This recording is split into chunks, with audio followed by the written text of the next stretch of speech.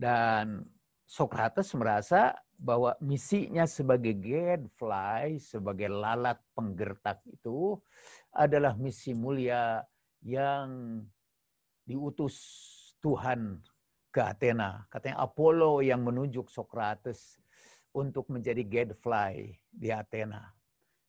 Dan gadfly itu emang mengganggu, kata Socrates, tetapi gangguannya itu menyebabkan kemajuan. Gangguannya itu menggerakkan orang. Dan sekiranya kalian menghancurkan saya atau menghukum saya, kalian sebetulnya menghancurkan diri sendiri. Dalam satu masyarakat kita perlu ada gadfly, kata Socrates. Nah, dalam buku Plato, jadi kita mengutip Socrates itu dari Plato. Dalam buku Plato, dalam buku Apologia atau pembelaan Socrates di parlemen,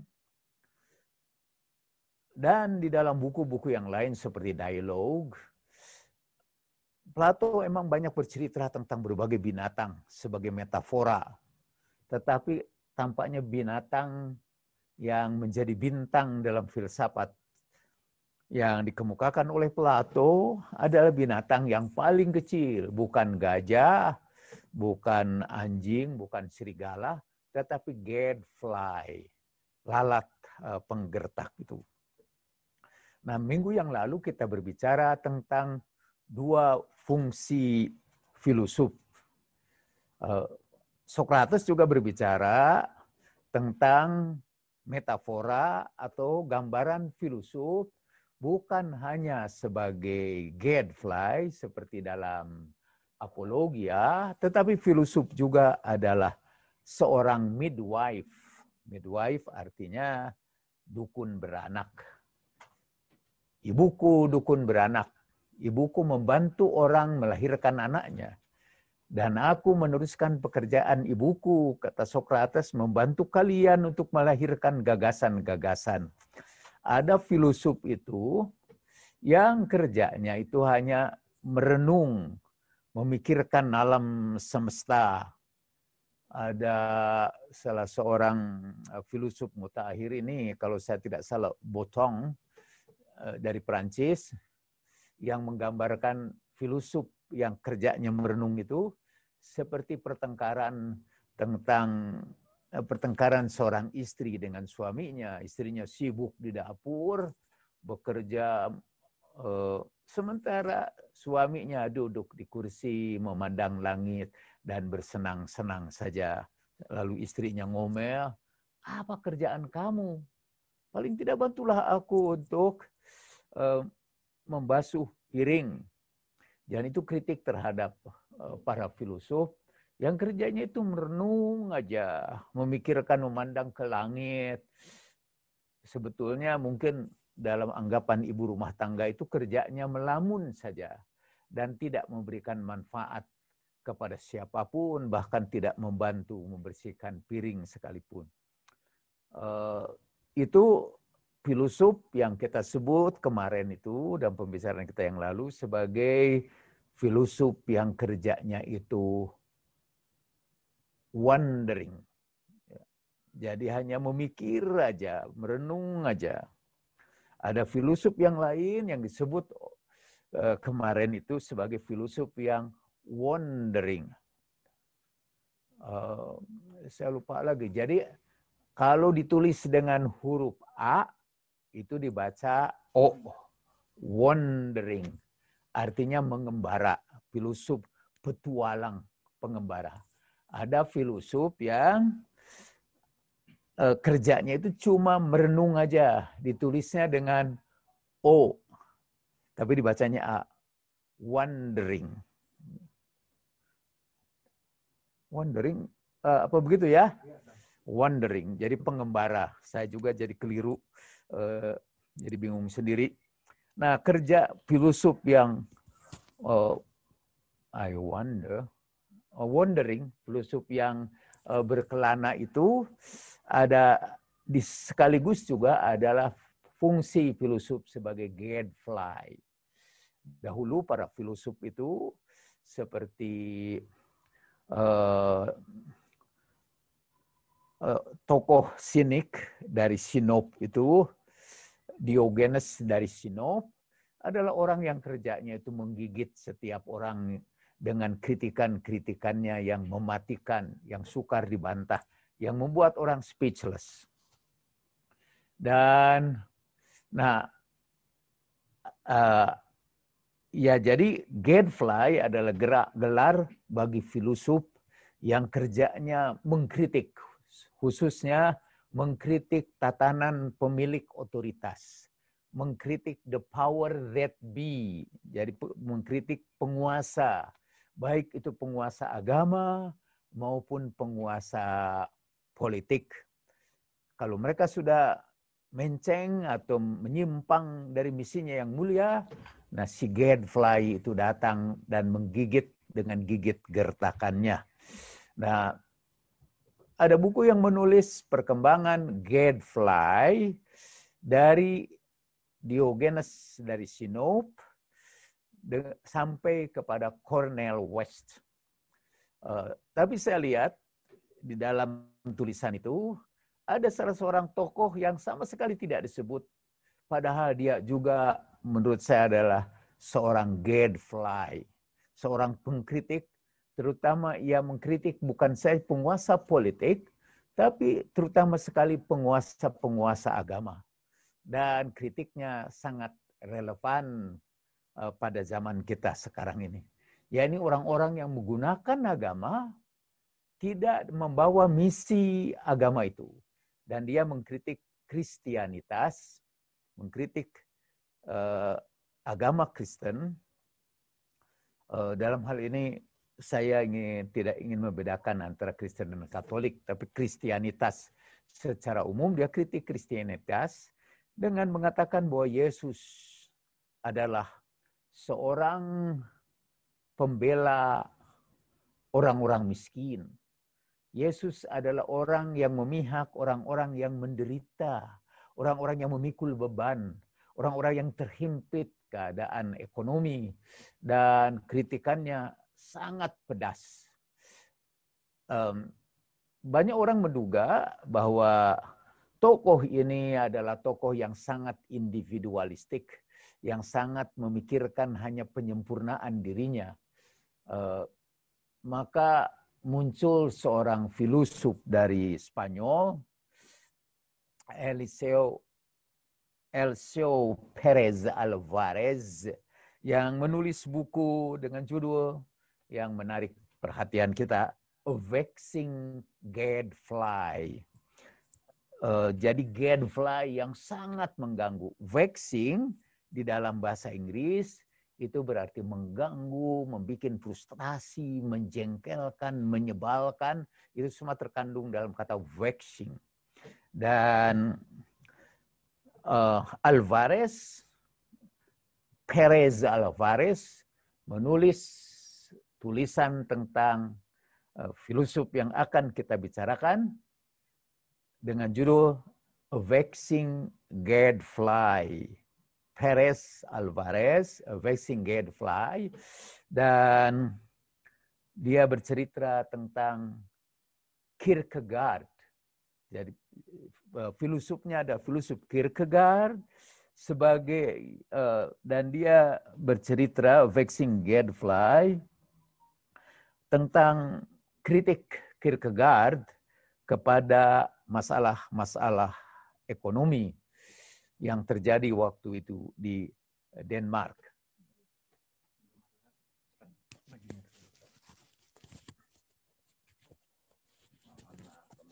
Mohon maaf pemirsa, mestinya digelapkan dulu ini. Tapi kita terlalu jujur. Ya. Oke. Ya. Jadi kembali lagi,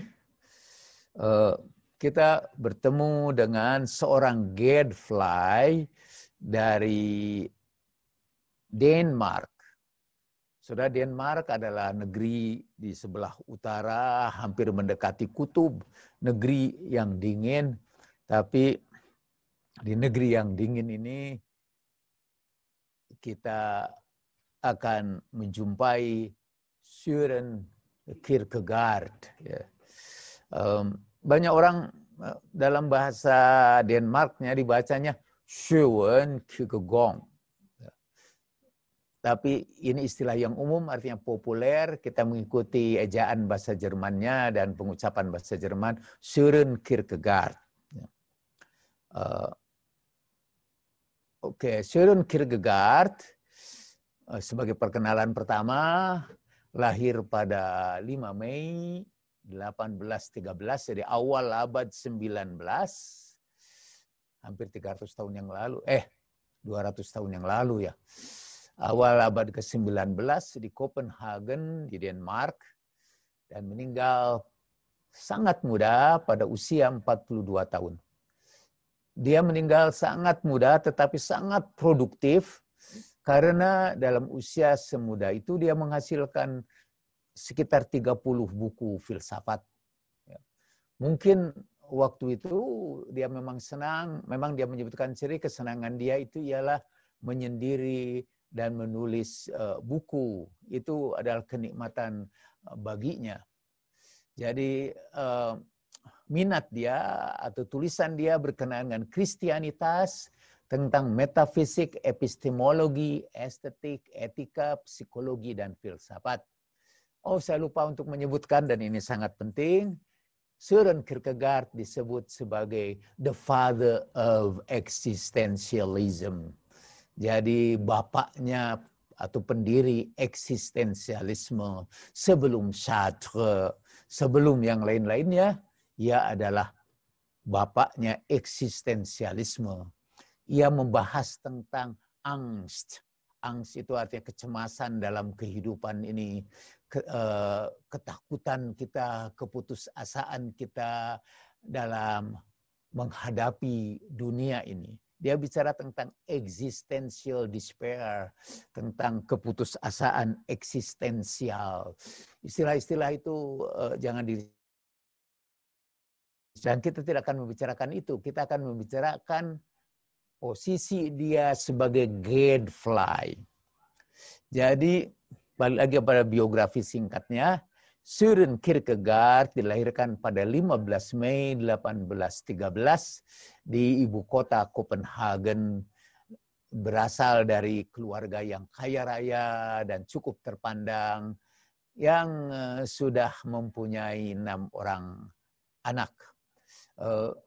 Mungkin saya perlu menceritakan tentang bapaknya. Bapaknya Abay Kierkegaard.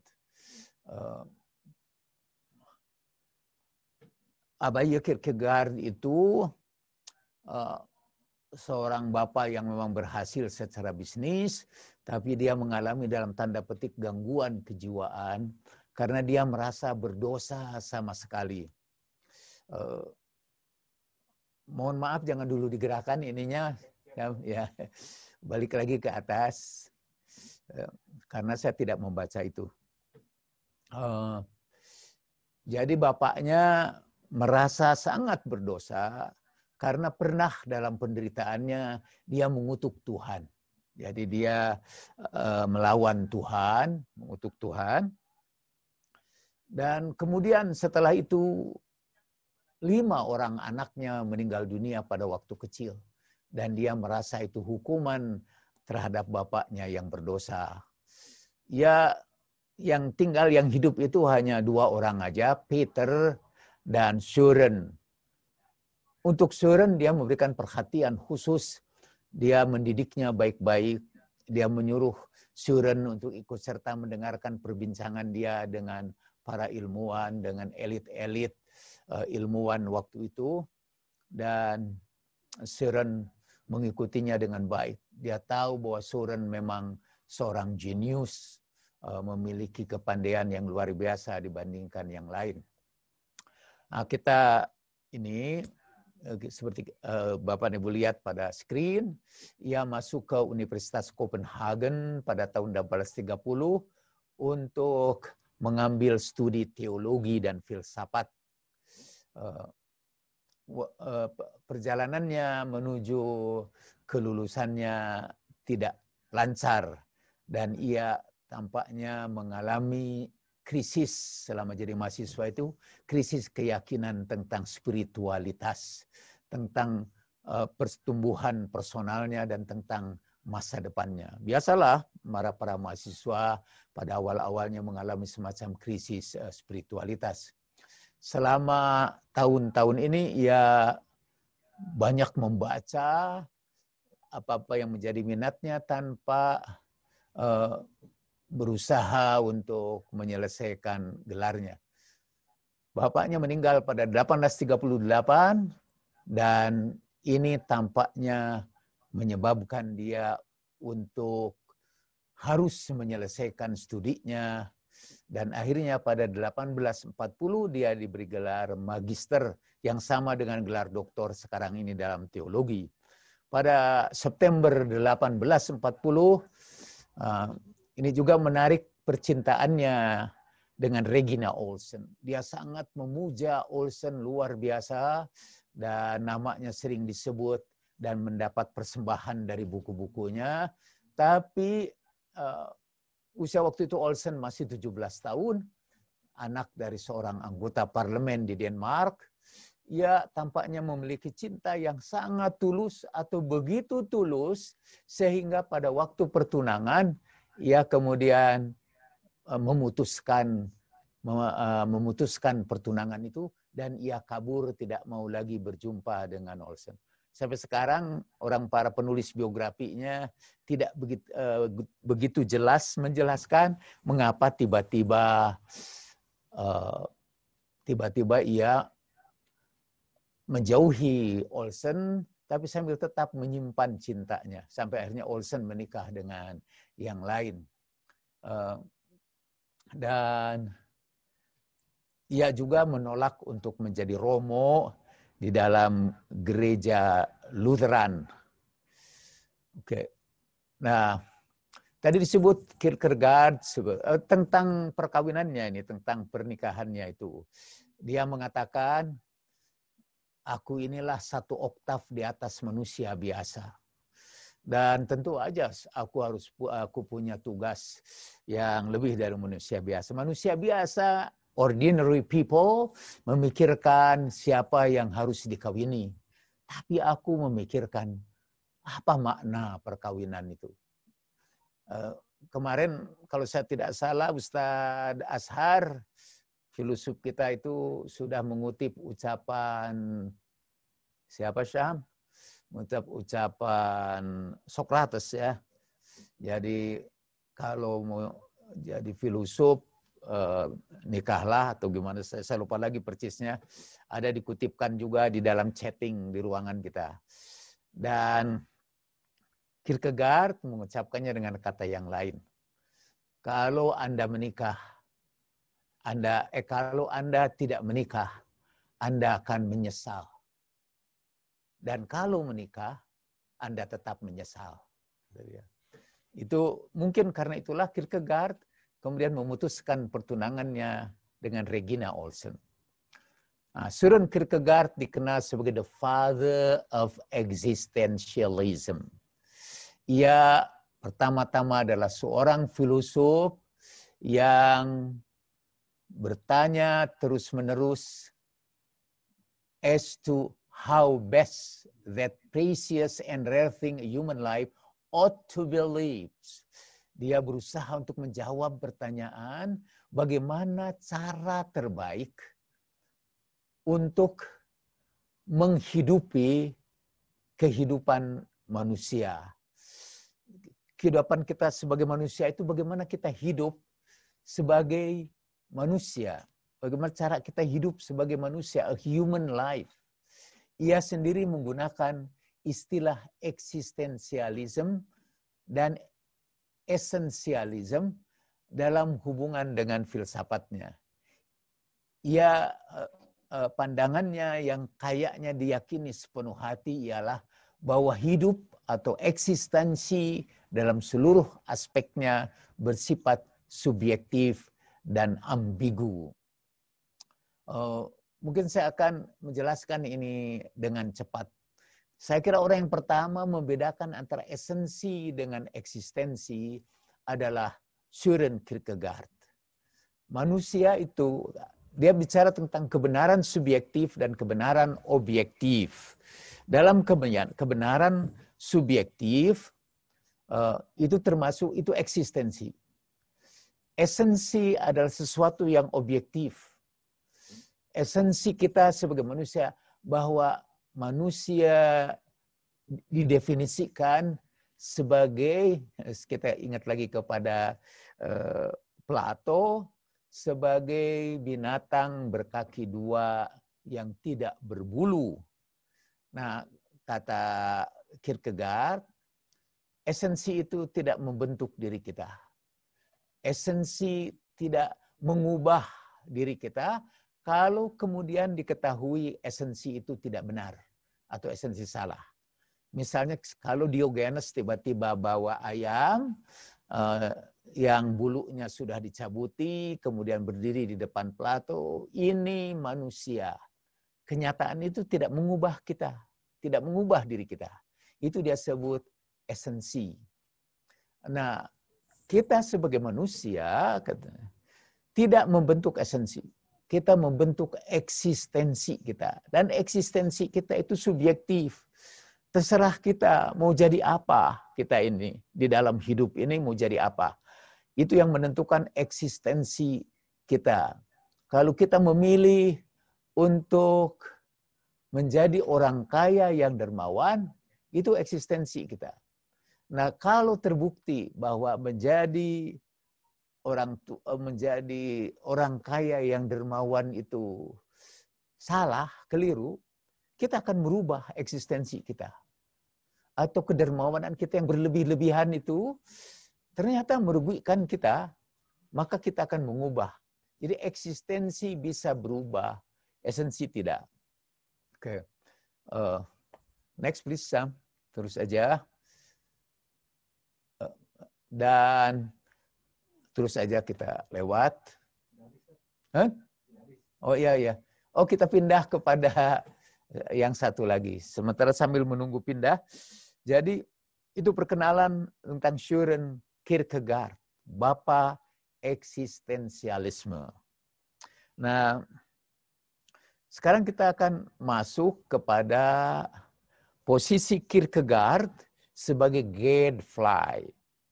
Jadi Kierkegaard itu mungkin bisa membagi pemikiran Kierkegaard sampai kepada science yang dia sebut concluding. Dia anggap itu bukunya yang terakhir. Tetapi ternyata setelah itu muncul buku-bukunya yang baru. Dan pada bukunya yang baru itu Kierkegaard yang concern-nya atau perhatiannya itu bagaimana cara kita menyempurnakan diri kita. Dalam proses eksistensialisasi diri kita. Seperti yang kita kehendaki. Ini mirip-mirip proses takamul di dalam filsafat Islam. Jadi Kierkegaard bicara tentang proses takamul itu dengan sangat menarik, tapi tidak kita bicarakan di sini. Mungkin saya bisa menganjurkan saudara untuk membaca buku-buku seperti Introduction to Kierkegaard sebagai pengantar awal. Tapi di sini kita ingin bicarakan, nah setelah yang mengkritik sains atau kebenaran objektif, dia merubah pandangan hidupnya, tampaknya dari seorang individualis menjadi seorang filosof sosial. Dia tidak bicara lagi tentang eksistensialisme yang individualistik, tetapi dia bicara tentang bagaimana kita memberikan perhatian yang serius terhadap masalah-masalah sosial yang kita hadapi. Next please. Ya, tadi ini sudah kita buat, dan berikutnya next please. Nah, yang kita bicarakan sekarang ini adalah semacam summary atau ringkasan singkat aja dari buku Eliseo Perez Alvarez, A Vexing Gadfly, The Late Kierkegaard on Economic Matters. Ini tentang Kierkegaard sebagai gadfly yang mengganggu. Dan dan salah seorang tokoh yang juga disebut-sebut oleh Kierkegaard adalah Socrates. Jadi Socrates menyebut dirinya gadfly, dan Kierkegaard juga menyebut dirinya gadfly. Mau melanjutkan misi Socrates untuk menjadi gadfly. Nanti ini kelak Kierkegaard ini sangat mempengaruhi seorang filosof dari Harvard, Princeton, dan Yale sekaligus, seorang kulit hitam yang pertama yang memperoleh gelar doktor dari Princeton, yaitu Cornel West. Saya berpikir bahwa dalam pembicaraan sekarang ini tampaknya kita tidak akan sampai ke Cornel West karena pertimbangan waktu, dan supaya kita lebih fokus kepada makna gadfly yang pertama yang dinisbahkan baik oleh Kierkegaard sendiri maupun oleh para filosof lainnya. Jadi kita fokus dulu kepada Kierkegaard. Nah, di dalam buku Vexing Gadfly ini dikutiplah seperti biasa, ada kutipan-kutipan dari tokoh-tokoh penting, antara lain dari Martin Luther King Jr.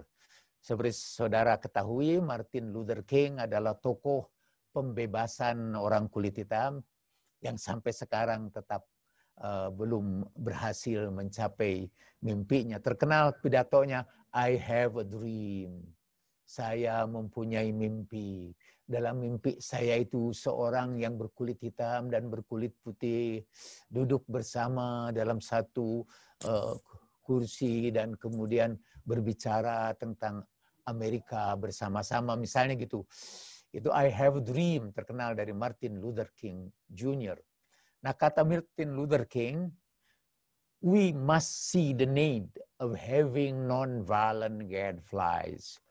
Kita perlu mempunyai gadflies yang tidak melakukan kekerasan untuk menciptakan ketegangan di masyarakat yang akan membantu orang untuk naik dari kedalaman yang gelap prasangkanya dan rasismenya kepada ketinggian pemahaman dan persaudaraan yang agung. Jadi untuk bergerak satu masyarakat dari masyarakat yang didasarkan kepada prasangka dan rasisme naik kepada ketinggian saling pemahaman dan persaudaraan. Dan Martin Luther King menyebut having non-violent gadflies. Jadi kita memerlukan, setiap masyarakat memerlukan gadflies. Next please. Dan Kierkegaard juga menulis, it was consecrated and dedicated by the highest approval of divine governance to becoming a vexing gadfly. Ini dilantik, dikonsekrasikan, dan dipersembahkan dengan persetujuan pemerintahan ilahiyah untuk menjadi vexing gadfly. Sebetulnya nih Kierkegaard mengutip Socrates yang mengatakan bahwa misi dia menjadi gadfly adalah misi yang ilahiyah. Dan Kierkegaard juga merasa bahwa dia menjadi gadfly itu sebagai atau disetujui atau didukung oleh divine governance oleh pemerintahan ilahiyah untuk menjadi vexing gadfly. Dia ingin menjadi cambuk yang mempercepat orang yang kehilangan ruhnya. A quickening whip on all the spiritlessness. Jadi satu cambuk yang mempercepat semua orang yang kehilangan ruhnya. Which in secularized mediocrity has blabbered Christianity down into something meaningless. Yaitu yang terjadi dalam satu masyarakat yang disekularisasikan, yang sehingga menjadi masyarakat yang mediocre, masyarakat yang tidak bermutu, yang telah menjerumuskan Kristianitas menjadi sesuatu yang meaningless, sesuatu yang tidak bermakna. Up sedikit, angkat sedikit, scroll, Sam. Oh, tidak bisa ya. Jadi,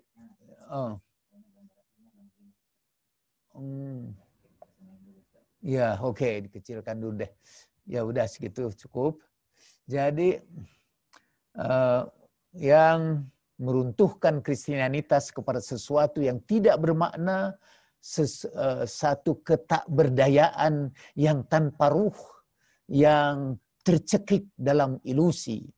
Untuk saudara ketahui, tulisan-tulisan Kierkegaard mungkin ada mirip tulisan Friedrich Nietzsche, sangat emosional dan penuh metafora.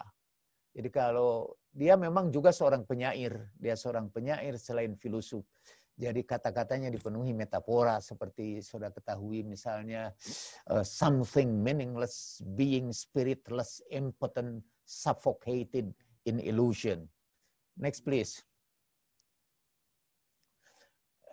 Yang membuat hidup saya sangat sulit, kata Kierkegaard, dan karena saya tune in kepada satu oktav yang lebih tinggi dari kebanyakan orang. Kebanyakan orang berpikir tentang bagaimana atau siapa yang seharusnya ia nikahi, yang tadi saya sebut. Saya harus memikirkan pernikahan itu sendiri. Orang berpikir siapa yang dia nikahi, sesuatu yang objektif, yang konkret. Tapi saya harus berpikir tentang makna pernikahan itu sendiri. Sehingga, dan saya selalu berpikir seperti itu dalam segala hal. Itulah situasi saya sekarang, kata Søren Kierkegaard. Dan kita memerlukan satu kepribadian yang dinamis. Orang-orang yang tidak mementingkan dirinya sendiri. Yang orang-orang yang tenggelam dan kelelahan dalam sebagai salah satu contoh dari pandangan dia sebagai filosof dan pandangan orang awam tentang peristiwa-peristiwa yang terjadi. Biasanya orang-orang awam berbicara tentang sesuatu yang konkret. Dan misalnya dia berbicara tentang siapa yang harus dikawini. Tapi Kierkegaard tidak berpikir tentang itu. Dia satu oktav katanya higher than the other people. Jadi dia berpikir tentang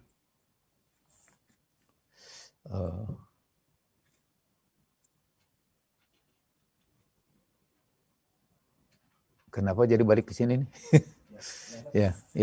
Oke. Dia berpikir tentang perkawinan itu sendiri. Begitu juga mungkin dia tidak berpikir tentang agama, apa itu agama, apa itu ilmu agama, tapi yang dia pikirkan bagaimana mestinya orang itu beragama. Apa makna keberagamaan. Dan tadi kita sudah kutip ucapan dia, kita memerlukan di dalam setiap masyarakat itu kepribadian-kepribadian yang tidak mementingkan diri sendiri, yang tidak tenggelam dalam kewajiban sehari-hari seperti pekerjaan, mengurus keluarga dan anak-anak. Terkenal katanya ucapan dia dalam either or. Marry and you will regret it. Do not marry and you will also regret it. Kawin dan kamu bakal menyesal. Jangan kawin dan kamu juga akan menyesal juga. Next please. Nah, ini terkenal juga ucapan dia dalam bahasa Denmark. Livet kan kun forstås, baljen, men det må leves for lens. Hidup tidak bisa dipahami, hidup hanya dapat dipahami dengan menengok ke belakang, tetapi bagaimana menjalani kehidupan kita harus melihat ke depan. Yang saya kutipkan itu adalah buku-buku yang dari situ diambil kutipan itu. Jadi mungkin penjelasannya, next please. Oh, sebelum ke situ tidak saya cantumkan di sini. Pada waktu permulaan kita mengikuti filsafat, kita mengutip ucapan primum vivere deinde philosophari. Pertama-tama hidup dulu, baru berfilsafat. Dan ternyata itu mempunyai makna yang tidak seperti yang saya ceritakan sebelumnya. Kalau primum vivere deinde philosophari dalam pembicaraan kita adalah ucapan orang-orang yang tidak mau berfilsafat. Karena mereka sibuk dengan urusan hidup dululah. Makan dulu baru berfilsafat. Minum dulu baru berfilsafat. Penuhi dulu kehidupan. Penuhi dulu kehidupan sehari-hari dan baru kita berfilsafat. Jadi filsafat adalah deinde, sesuatu yang kedua. Itu dalam pemahaman kita dulu. Pemahaman yang terlalu sederhana, sangat sederhana, dan karena itu jadi tidak benar. Di dalam filsafat Kierkegaard, itu punya makna yang lain. Jadi kita harus merumuskan misi hidup kita. Filsafat hidup kita ini harus dirumuskan dari pengalaman hidup kita waktu dulu. Life can only be understood backward. Lihatlah pengalaman-pengalaman hidup itu.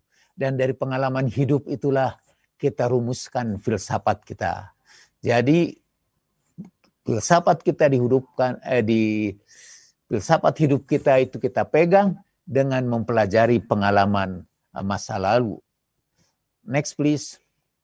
Nah, salah satu di antara ajaran Kierkegaard yang seperti saya katakan relevan tentang keberagamaan kita juga adalah apa yang ia sebut prophetic Christianity. Nanti sampai kepada Cornel West di Amerika, tempat lahirnya pragmatisme, istilah prophetic Christianity ini berubah menjadi prophetic pragmatism. Pragmatisme profetik. Dan apa yang dimaksud dengan prophetic? Prophetic adalah denunciation of sacralized secular order. Jadi sebetulnya dalam kehidupan itu dipisahkan antara kehidupan beragama dengan kehidupan sekular. Tapi ada kecenderungan kemudian agama mensakralkan hal-hal yang sekular itu. Dan tugas seorang filosof sebagai gadfly adalah membatalkan, menafikan, menunjukkan kebatilan keagamaan yang ditegakkan di atas tatanan yang sekular. Jadi tatanan sekular itu disakralisasikan. Itu diambil dari istilah Paul Tillich. Next please. Nah, apa yang disebut?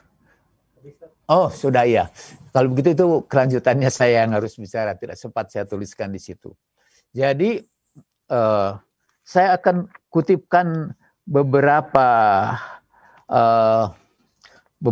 tulisan dari Kierkegaard yang termasuk prophetic type of Christianity. Jenis Kristianitas yang profetis. Ya.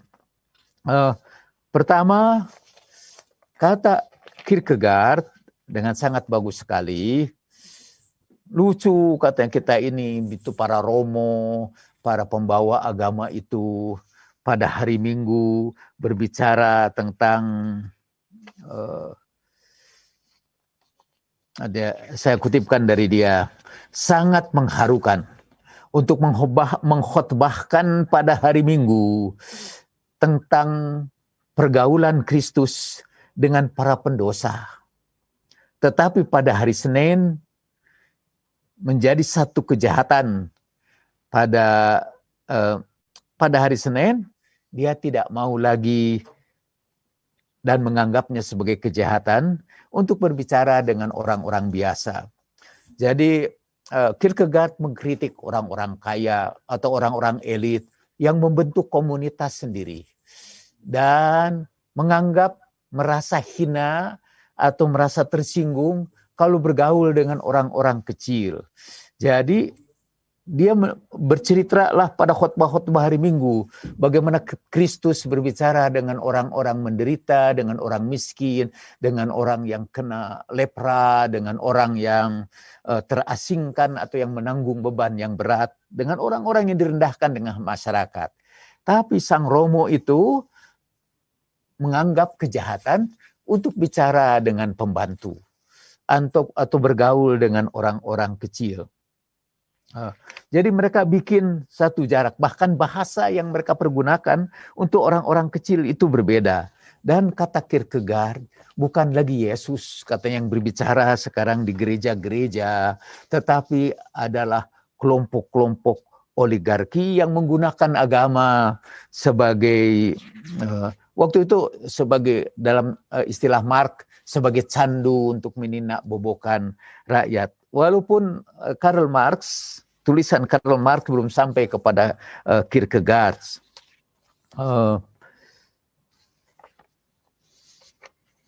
Sekali lagi,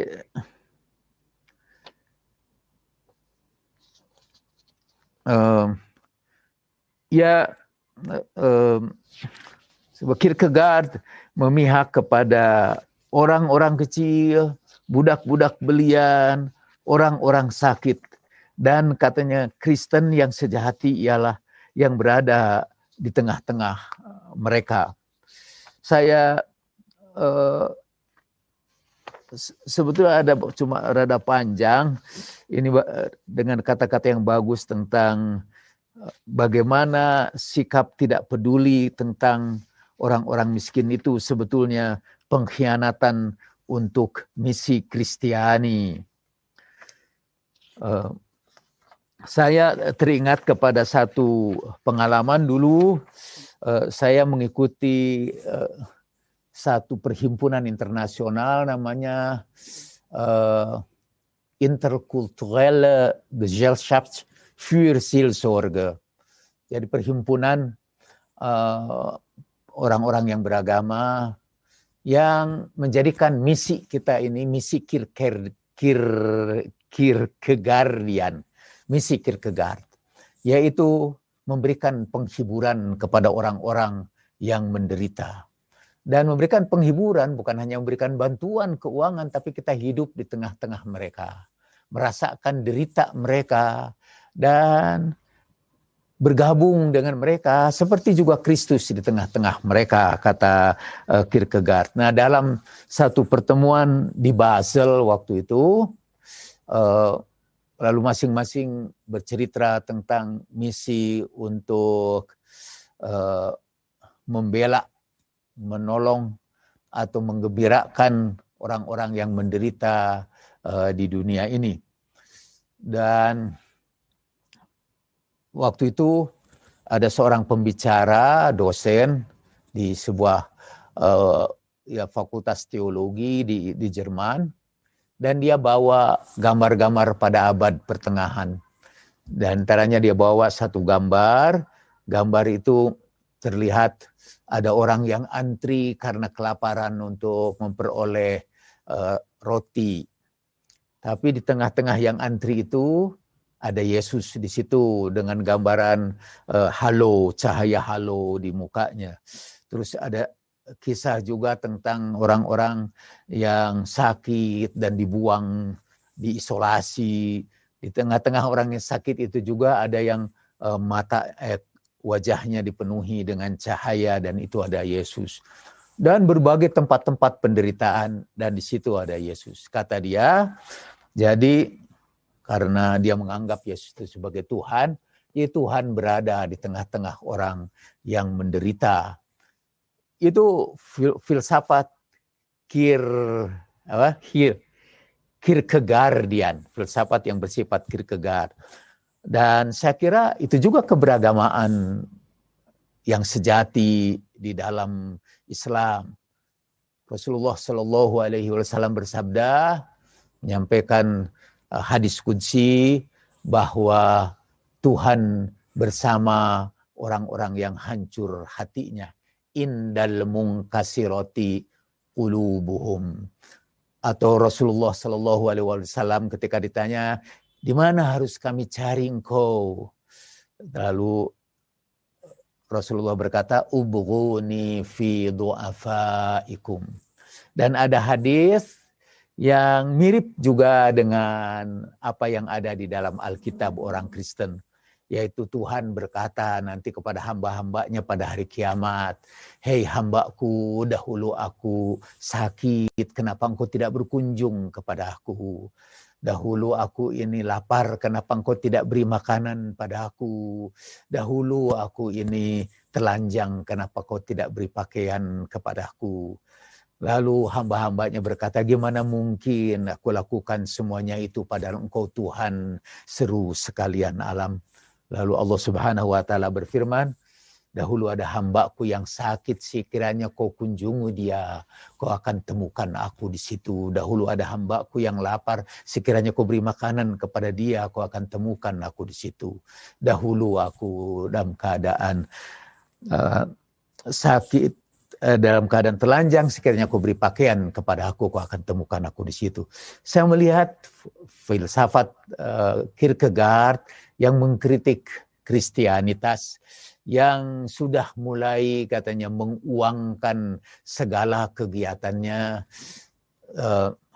para romo, para pendeta, orang-orang yang sibuk melihat ajaran Kristus itu sebagai upaya untuk mengumpulkan uang sebanyak-banyaknya. Dia cerita juga tentang orang yang memasang satu meja di satu tempat untuk mengumpulkan dana, dan mereka merasa berhasil kalau sudah memperoleh uang yang cukup banyak. Kritik seperti itu sebetulnya adalah juga bukannya kritik untuk Kristianitas pada zaman Kierkegaard dan juga zaman sekarang, tapi juga kritik terhadap seluruh agama yang mulai katanya mereka tidak, kalau istilah Kierkegaard, mereka tidak menyembah Tuhan lagi. Mereka menyembah duit. Dan duit dalam istilah Kierkegaard adalah iblis atau mamon. Itu musuh Tuhan yang paling besar. Jadi Kierkegaard cerita juga bahwa sama seperti Karl Marx dan lain-lain yang melihat duit itu sebagai ukuran kemuliaan manusia. Kalau Anda punya duit, Anda mulia, tidak punya duit, Anda tidak mulia. Jadi itu adalah bagian dari kritik Kierkegaard.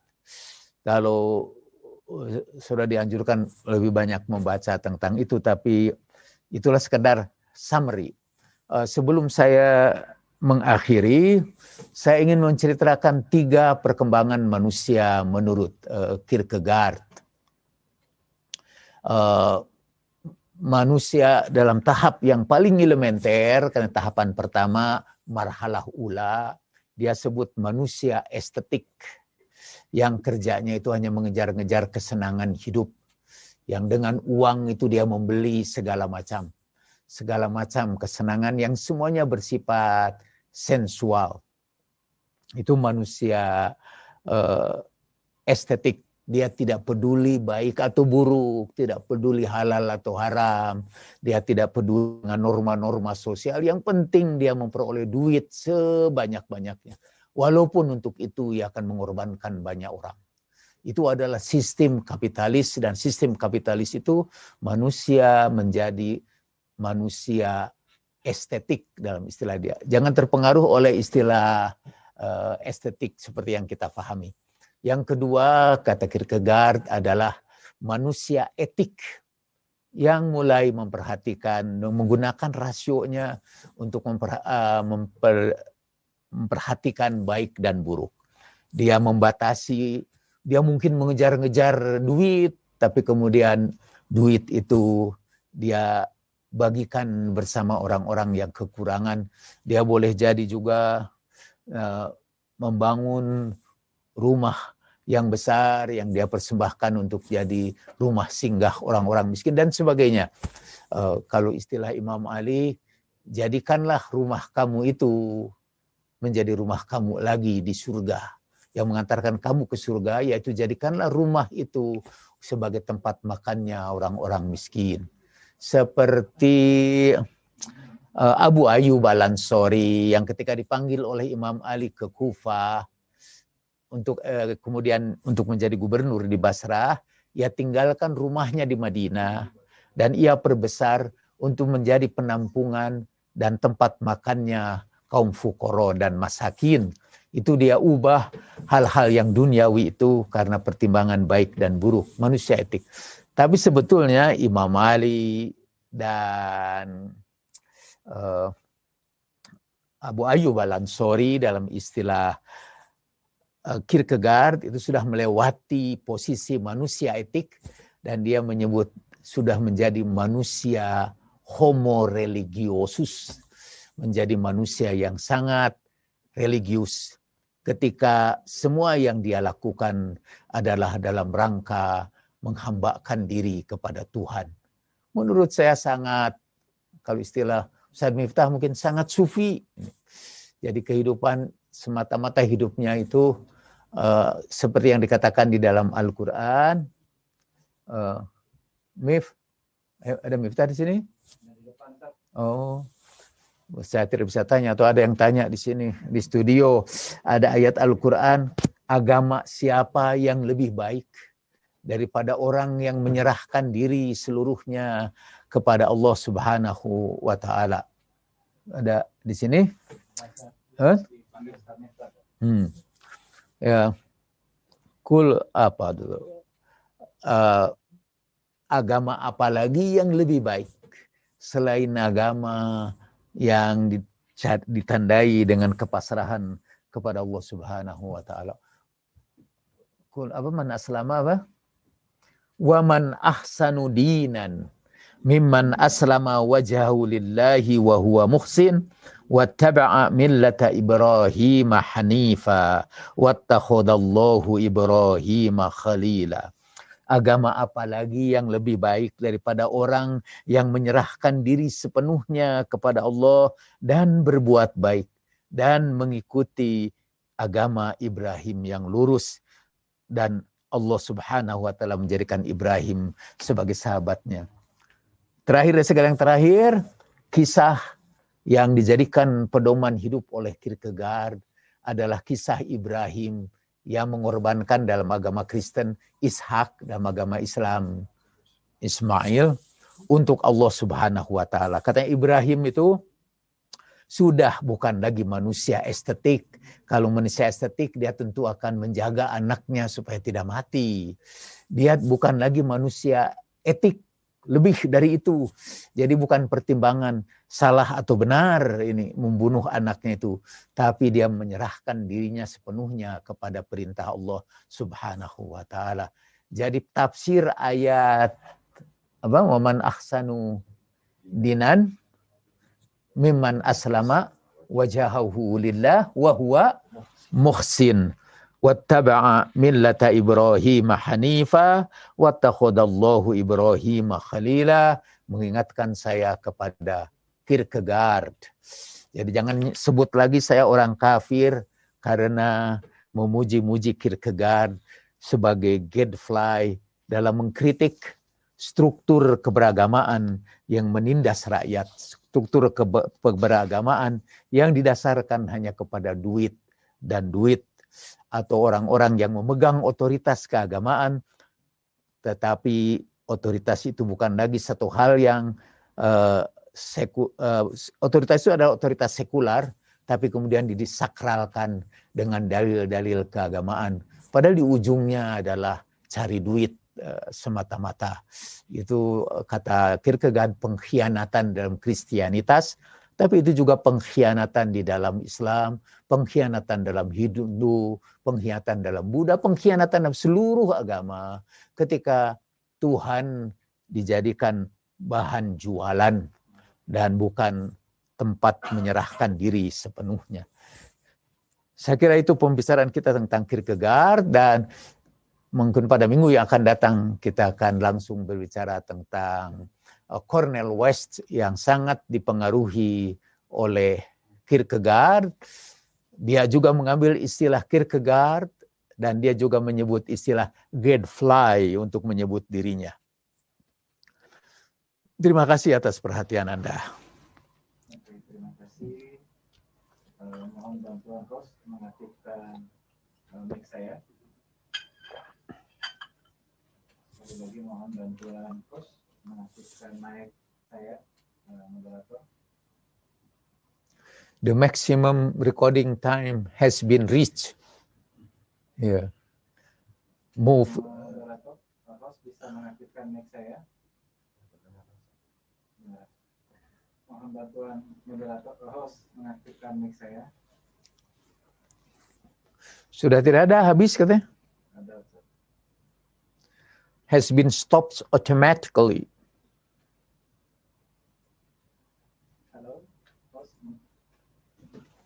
Host mohon mengaktifkan mic saya. Oke, terima kasih. Ada beberapa pertanyaan yang ada di pertanyaan ini. Yang pertama dari Pak Bunce Harbu. Yang pertama dari Pak Bunce Harbunangin. Tiap orang punya masa lalu yang unik dan berbeda, seperti para filosof yang tadi Ustaz sebutkan, saya kira. Otomatis tiap orang punya filsafat hidup yang berbeda juga. Tidak ada filsafat perorangan yang sama. Mohon penjelasan Ustaz. Penjelasan saya hanya satu kata, benar. Jadi kita karena pengalaman hidup kita berbeda-beda, kita punya falsafat hidup yang berbeda-beda. Dan kita tidak punya hak untuk mengatakan falsafat hidup orang lain itu salah dan falsafat hidup kita benar, karena masing-masing mengembangkan falsafat hidupnya dengan caranya masing-masing. Saudara, dan kalau punya falsafat hidup yang berbeda itu bukan berarti agama yang berbeda. Boleh jadi sumber yang memberikan penilaian terhadap agama itu, sumber yang dijadikan penilaian kita untuk menilai pengalaman-pengalaman hidup kita juga agama. Agama bisa muncul dalam keberagamaan yang berbeda-beda pada setiap orang karena pengalaman hidupnya yang berbeda-beda. Sama tapi beda-beda. Bineka Tunggal Ika. Banyak itu dan satu juga itu. Jadi maksud saya, misalnya saja ada orang yang dari pengalaman hidupnya dia menemukan bahwa kebahagiaan itu ia peroleh karena melihat air mata yang jatuh karena kasih sayang misalnya. Itu akan menjadi falsafah hidupnya, dan untuk selanjutnya dia akan berusaha mencari tetesan air mata yang penuh kasih itu. Itu pengalaman hidup. Jadi pengalaman hidup akan membentuk falsafah hidup yang berbeda-beda.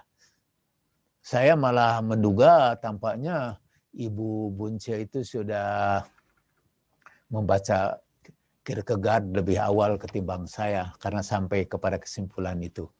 Mohon maaf kalau saya agak keliru dan tolong dibetulkan.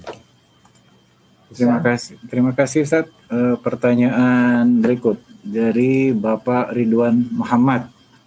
Mohon penjelasan mengenai pandangan etis dan estetis Kierkegaard dalam mitos Sisyphus dalam kaitannya dengan filsafat sebagai way of life.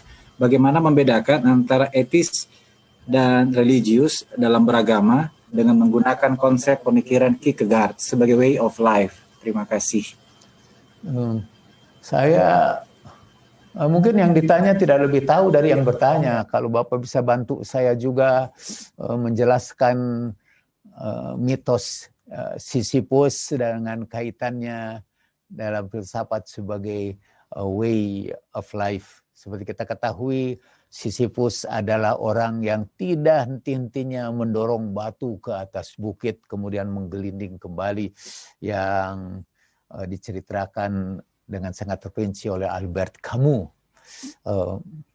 Tapi saya ada banyak melupakan kejadian. Tapi mungkin saya akan jawab pertanyaan yang keduanya, Sam. Apa, Sam?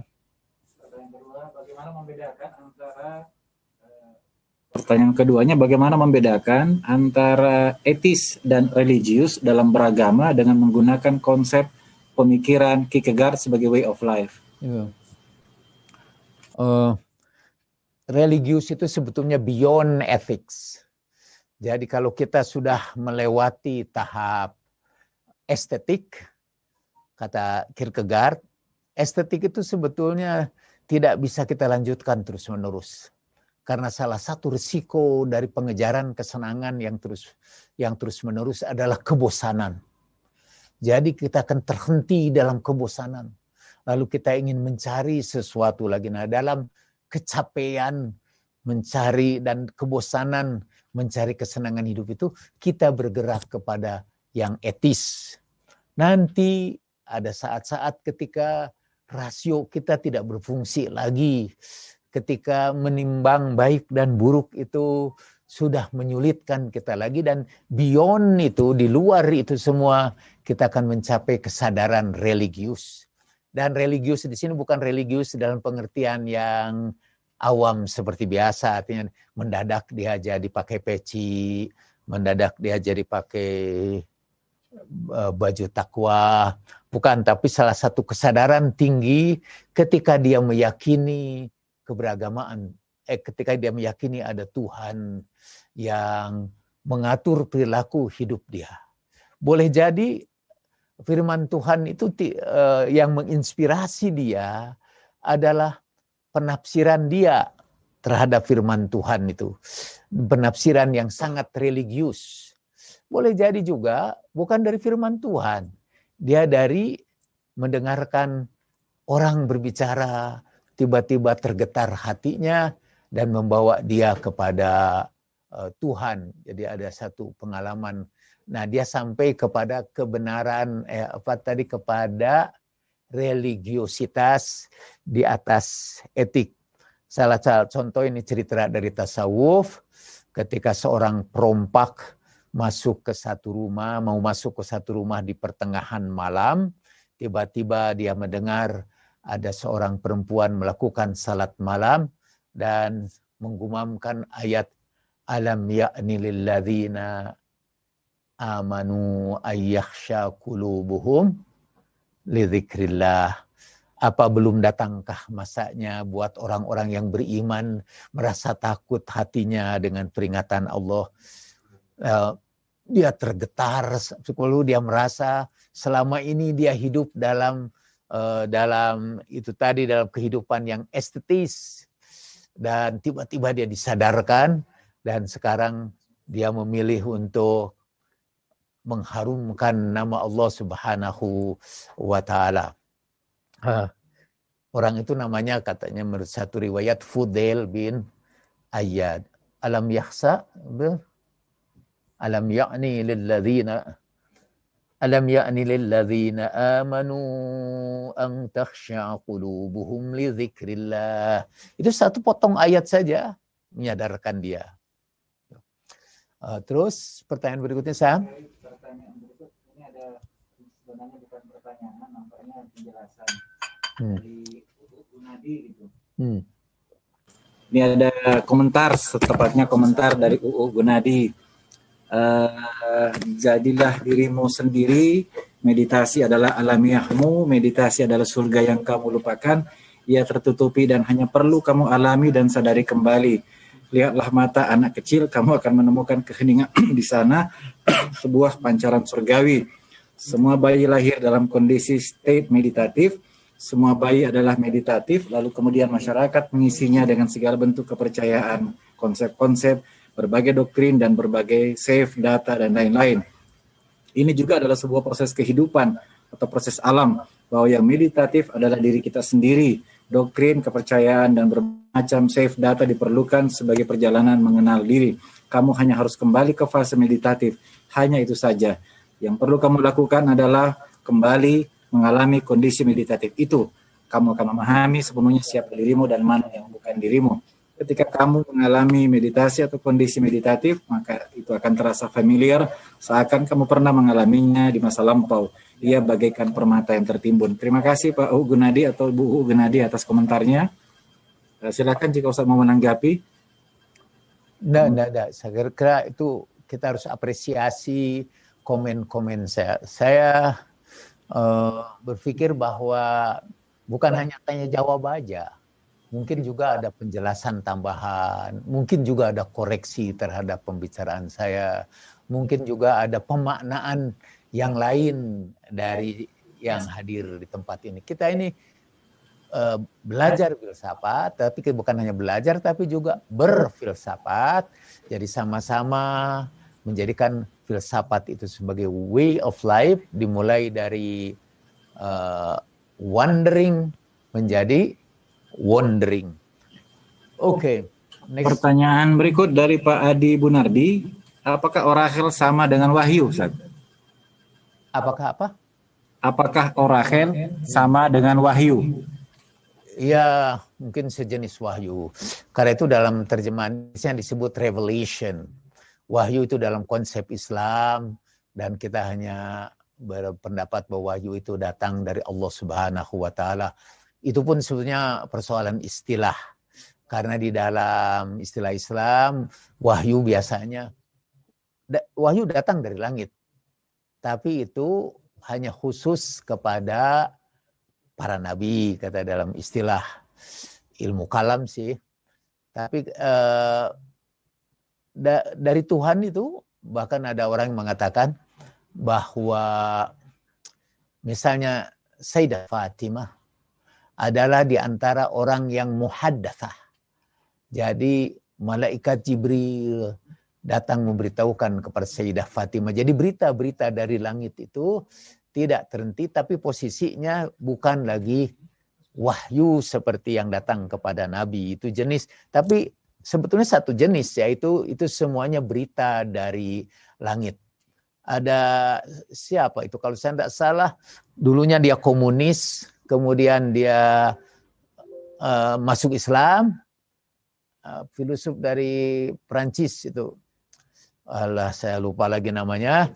Dia filosof dari Prancis ini kemudian mengatakan salah satu keistimewaan Syiah ialah bahwa berita dari langit itu tidak terhenti dengan meninggalnya Nabi Shallallahu Alaihi Wasallam. Nah, orakel sebetulnya itu sejenis berita dari langit, dari the invisible world. Garudi, ya, Roger Garudi, ya. Ya. Oh iya betul, ya betul itu. Pertanyaan berikut, apakah untuk berpindah dari etik menuju homo religiositas? Apakah untuk berpindah dari etik? Apakah untuk berpindah dari etik menuju homo religiositas itu kita harus mencari sendiri atau menunggu? Kita harus berusaha. Ya, bukan mencari sih, itu satu pengalaman hidup. Jadi dalam kehidupan mestinya seperti dikatakan, seperti saya katakan sebelumnya, Søren Kierkegaard itu adalah bapaknya eksistensialisme. Dan ciri eksistensi ialah bahwa diri kita itu kita bentuk sendiri. Kita yang membentuk diri kita itu. Kita juga yang membentuk realitas. Jadi perjalanan manusia, kata Kierkegaard, adalah perjalanan mencapai kesempurnaan. Tadi saya sebut ini mirip konsep kita tentang takamul, proses penyempurnaan diri dari Kierkegaard. Saya kadang-kadang membandingkannya dengan Islam atau dengan filsafat Islam, sebetulnya untuk menegaskan agar kita tidak menjadi sektarian. Seringkali kita berusaha, apa bedanya filsafat Islam dengan filsafat Barat?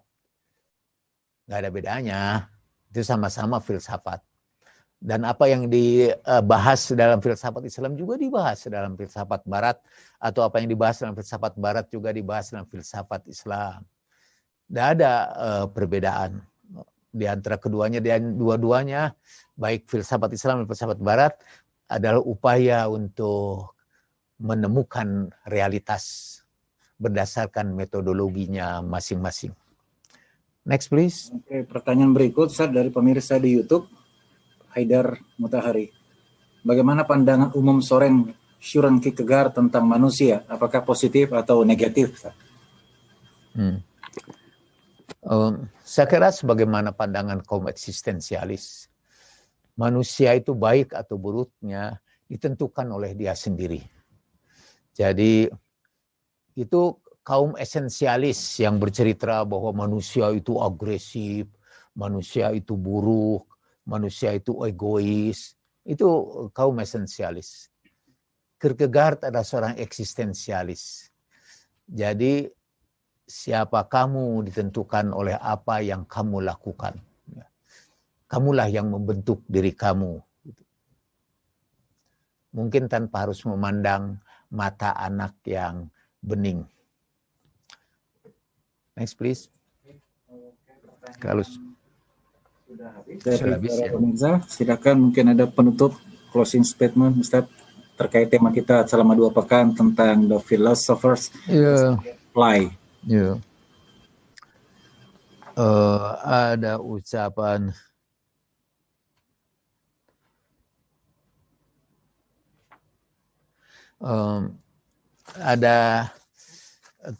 ucapan yang sering dikutip dari Kierkegaard ialah the money we have. Saya lupa lagi persisnya, tapi kira-kira terjemahannya the money we have. Uang yang kita miliki ialah because many people do not have. Karena banyak orang yang tidak punya. Jadi artinya yang kita miliki itu sebetulnya milik orang lain yang karena kita memilikinya maka orang lain itu jadi tidak memilikinya. Atau mungkin penjelasan yang lebih agung menurut saya itu dari Imam Ali. Ma ra'aitu ni'matan mawfuratan illa bijanibiha haqqun mudayya. Tidaklah aku melihat ada harta yang berlebihan kecuali di sampingnya ada hak orang lain yang disia-siakan. Kalau saudara sekarang mempunyai duit yang lebih banyak, berlimpah, ketahuilah bahwa duit itu adalah duit fuqara dan masakin. Duit orang-orang yang secara tidak langsung, saudara rampok dari mereka. Itu dalam istilah Kierkegaard. Dan mudah-mudahan itu menyimpulkan pelajaran yang kita peroleh dari mempelajari Kierkegaard sebagai gadfly. Kita akan masuk langsung insya Allah pada minggu yang akan datang kepada Cornel West yang memberikan sebagai preview komentar khusus tentang dibunuhnya George Floyd dalam peristiwa yang mengerikan yang terjadi beberapa bulan yang lalu. Dan Cornel West menyebut filsafatnya sebagai prophetic pragmatism. Ya, bahkan ada satu tulisannya yang mungkin kita bicarakan nanti. I want to be a Jesus. Saya mau menjadi Yesus. Yaitu karena pemihakannya terhadap orang-orang fakir dan miskin. Saudara, terima kasih atas perhatian saudara. Kita berdoa mudah-mudahan Allah Subhanahu wa taala mengantarkan kita kepada pencerahan yang menyebabkan kita lebih penuh cinta kasih kepada sesama kita. Allahumma inni as'aluka bihaqqi Muhammadin wa ali Muhammad an tusalli ala Muhammadin wa ali Muhammad. Allahumma inni as'aluka an taj'ala an-nura fi basari wal basirata fi dini wal yaqina fi qalbi wal ikhlasa fi amali wa salamata fi nafsi wa sa'ata fi rizqi wa syukra laka abadan ma abqaitani wa ma taufiqi illa billah alaihi tawakkaltu wa ilaihi unib. Salawat.